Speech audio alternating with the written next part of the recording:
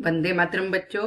आज हम इस वीडियो में कक्षा 10 विषय विज्ञान का पाठ 15 हमारा पर्यावरण का भाग 1 पढ़ेंगे। मुख्य बिंदु पर्यावरण। निवसन तंत्र। निवसन तंत्र के घटक दो घटक हैं, जैविक घटक, अजैविक घटक। जैविक घटक में उत्पादक, उपभोक्ता, अपघटक। अजैविक घटक आहार श्रृंखला, आहार जाल, जैव आवर्धन और उपरोक्त सभी बिंदुओं पर आधारित प्रश्न। पर्यावरण। आवरण। परि मतलब हमारे चारों ओर का, आवरण पर्यावरण कहलाता है। पर्यावरण उन सभी भौतिक, रासायनिक एवं जैविक कारकों से मिलकर बनी इकाई है जो किसी सजीव को प्रभावित करती है। तो पर्यावरण भौतिक, ये सभी भौतिक चीजें हैं। ये हवाई जहाज है, यहाँ पर पवन चक्की है ना, ये सब भौतिक चीजें हैं। ये इनके बिना भी हमारा जीवन असंभव है, क्योंकि इससे हमको विद्युत ऊर्जा मिलती है ना। यहाँ पर पेड़ पौधे भी है जो जैविक घटक है, जिनसे पेड़ों से हमको भोजन मिलता है, ऑक्सीजन मिलती है। तो इस प्रकार हम और सभी सजीव एक दूसरे पर क्या है, निर्भर है। मिट्टी है, पानी है, आकाश है, हवा है, ये सभी कारक हमें मिलकर क्या करते हैं, प्रभावित करते हैं। निवसन तंत्र।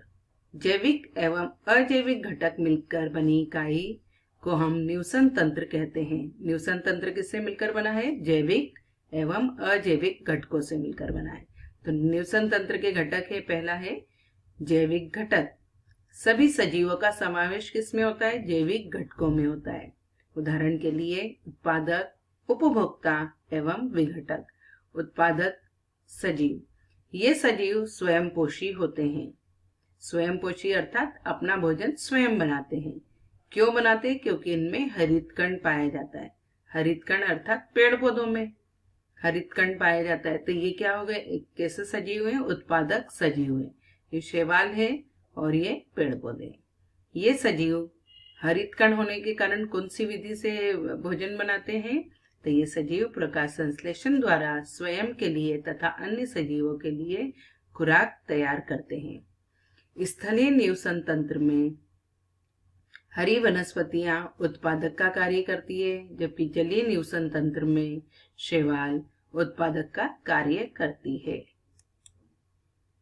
उपभोक्ता सजीव, उपभोग करने वाले अर्थात हम दूसरों पर निर्भर रहने वाले। ऐसे सजीव जो अपना भोजन स्वयं नहीं बनाते हैं, ये दूसरे सजीव पर निर्भर रहते हैं। उपभोक्ता 4 प्रकार के होते हैं। शाकाहारी या प्रथम श्रेणी के उपभोक्ता, ये सजीव भोजन के लिए हरी वनस्पतियों पर निर्भर रहते हैं। शाकाहारी वनस्पतियों पर निर्भर रहते हैं। मांसाहारी मांस पर निर्भर रहते हैं, अर्थात इनको हम द्वितीय श्रेणी का उपभोक्ता बोलते हैं। ये सजीव खुराक के लिए दूसरे प्राणियों पर निर्भर रहते हैं। मिश्राहारी या तृतीय श्रेणी के उपभोक्ता, ये सजीव खुराक के लिए वनस्पति एवं मांस अर्थात प्राणियों पर निर्भर रहते हैं। तो इनको क्या कहते हैं, मिश्राहारी। विघटक सजीव, ये सजीव वनस्पतियों एवं प्राणियों के मृत शरीर का विघटन कर खुराक प्राप्त कर सकते हैं।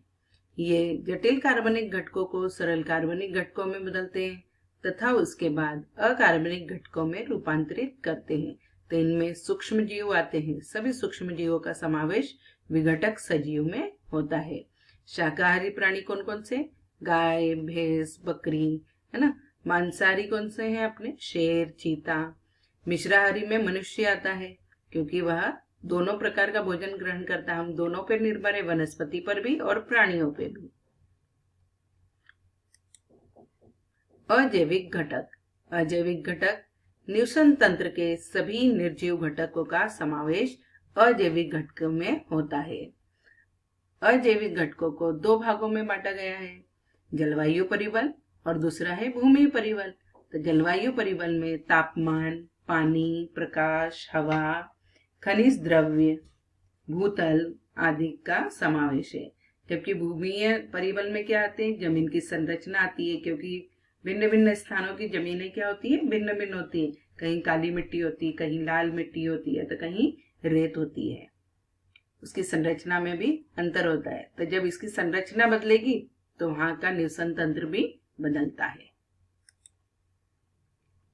आहार श्रृंखला।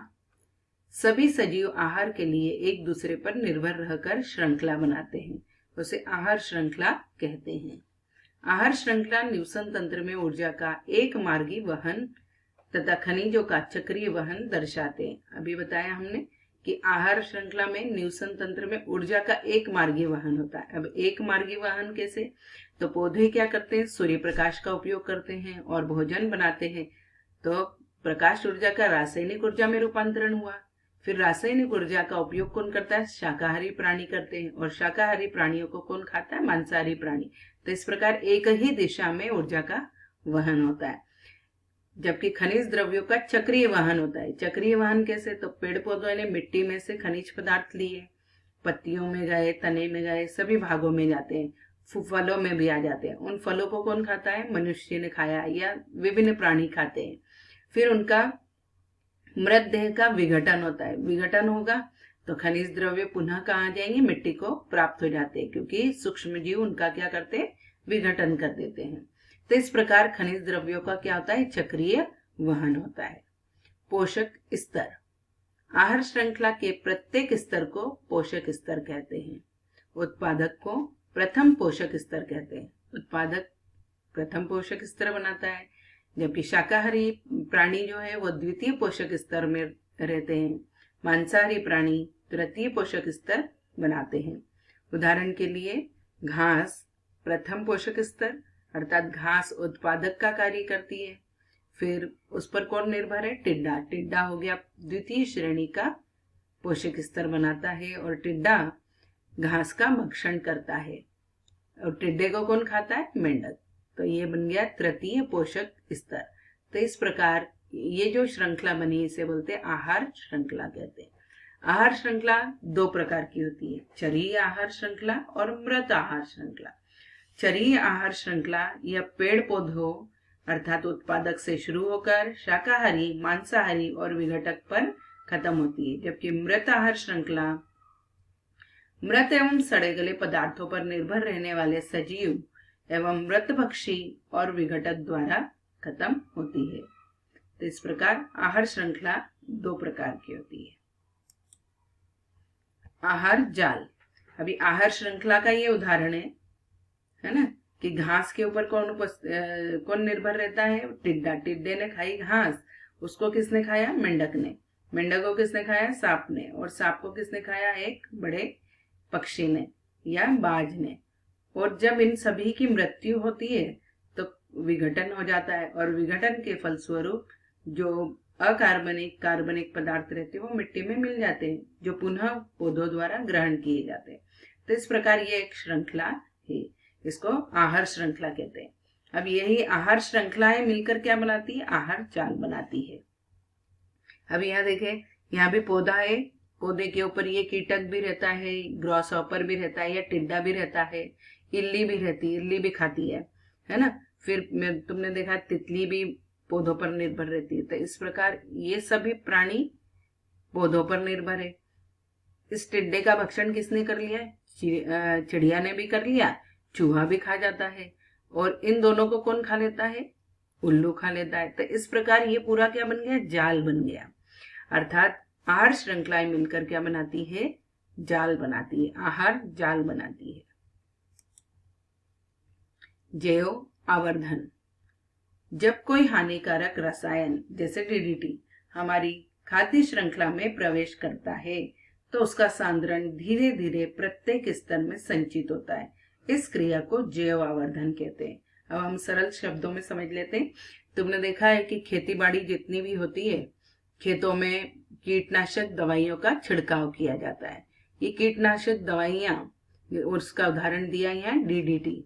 तो ये कीटनाशक दवाइयां पौधों के द्वारा कहाँ आ जाती है, मनुष्य के पास आती है, या शाकाहारी प्राणी उसका भक्षण करते हैं। शाकाहारी प्राणियों को कौन खाता है, मांसाहारी प्राणी। तो जो डीडीटी है वो शाकाहारी प्राणी में गया, फिर वहां से कहाँ गया, मांसाहारी प्राणी के पास, और मांसाहारी प्राणी के अंदर जाके क्या हो गया, जमा हो गया। तो जिसके कारण इसके दुष्परिणाम के कारण उसके शरीर में परिवर्तन आ जाता है, गुणसूत्रों में परिवर्तन आता है, तो इस प्रकार की बीमारियां हो जाती है। तो कीटनाशक पानी से धोने से भी नहीं निकलते, हम तो दाल चावल सब धो के खाते हैं, फिर भी ये कीटनाशक पानी में घुलनशील नहीं होने के कारण ये हमारे शरीर में क्या होते हैं, एकत्रित होते हैं। ये एकत्रित होने की क्रिया ही क्या कहलाती है, जैव आवर्धन कहलाती है। अभी देखिए ये एक जलीय खाद्य श्रृंखला है। पानी, क्योंकि खेती का अंदर जितने भी कीटनाशक डाले हैं बारिश के पानी के साथ वो कहाँ आते हैं, पानी में आ जाते हैं, समुद्र में आते हैं, नदी में आते हैं, अर्थात सभी पानी को क्या करते हैं, प्रदूषित कर देते हैं। तो पानी में जब इसकी मात्रा डीडीटी की मात्रा आती है वो कितनी रहती है, 2 ppm रहती है। परंतु इसके ऊपर कौन निर्भर है, यहाँ पे शैवाल है। तो शैवाल को कौन खाता है, छोटे छोटे जो कीट पतंगे पानी में रहने वाले हैं उनको प्लैंक्टॉन्स कहते हैं, वो खा लेते हैं। तो उनके अंदर एक्यूमुलेशन अर्थात जमा कितना हो गया, 5 pm। और फिर इन छोटे कीटकों को मछलियां खा जाती है, तो मछलियों के अंदर 200 ppm डीडीटी जमा हो गया। अभी यहाँ पर बर्ड्स, ये मछलियों का भक्षण कौन करता है, मनुष्य भी करता है, और ये बर्ड्स भी करते हैं अर्थात पक्षी भी करते हैं। तो इनके सबसे ज्यादा संगणन किसमें हो गया, सबसे ऊपरी स्तर में, अर्थात कितना हुआ, 1600 ppm पार्ट्स पर मिलियन। तो इस प्रकार ये चिड़िया, ये जो भी चिड़िया है, ये जो भी पक्षी इसको खाता है, तो उनके अंदर अंडे देने की क्षमता होती है। और अंडे का बाहर का आवरण काय का होता है बेटा, कैल्शियम कार्बोनेट का। तो इस डीडीटी के प्रभाव, इन कीटनाशक दवाइयों के प्रभाव से उनमें अंडे के ऊपर जो आवरण बनता है वो बनाने की क्षमता क्या करते हैं, वे खो देते हैं, जिससे इस प्रकार के अंडे उत्पन्न होते हैं। तो इनकी संख्या में क्या हो जाएगी, कमी हो जाएगी ना, क्योंकि अंडा तो बन ही नहीं रहा है। तो ये डीडीटी के कारण क्या हो गया, कैल्शियम मेटाबॉलिज्म क्या हो जाता है, डिस्टर्ब हो जाता है, जिससे पक्षी कैल्शियम कार्बोनेट या एक शेल बनाना की जो क्षमता रहती है वो खो देते हैं। तो इस प्रकार ये जैव आवर्धन को हमें क्या करना चाहिए, रोकना चाहिए। तो हम कैसे रोक सकते हैं, तो कीटनाशक का कम से कम प्रयोग किया जाए।